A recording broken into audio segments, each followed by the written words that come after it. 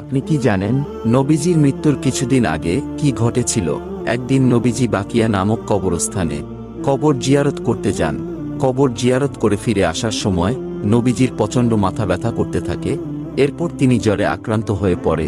নবীজির জ্বর একটানা 13 দিন ছিল। যখন নবীজির মৃত্যুর সময় হয়ে গেল, তখন আল্লাহ তাআলা আজরাইল আলাইহি ওয়াসাল্লামকে বলল, হে আজরাইল, তুমি কি জানো তুমি কার রূহ কবজ করতে যাচ্ছ? সে হলো আমার প্রাণের বন্ধু। সে যদি অনুমতি দেয় তাহলেই তার রূহ কবজ করবে, আর যদি অনুমতি না দেয় তাহলে ফিরে আসবে।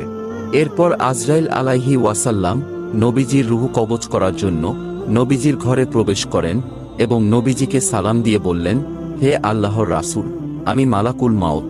আপনি যদি অনুমতি দেন তাহলে আপনার রূহ কবজ করতে পারবো, নয়তো ফিরে যেতে হবে। তারপর নবীজি অনুমতি দিলেন এবং নবীজির রূহ কবজ করা হলো।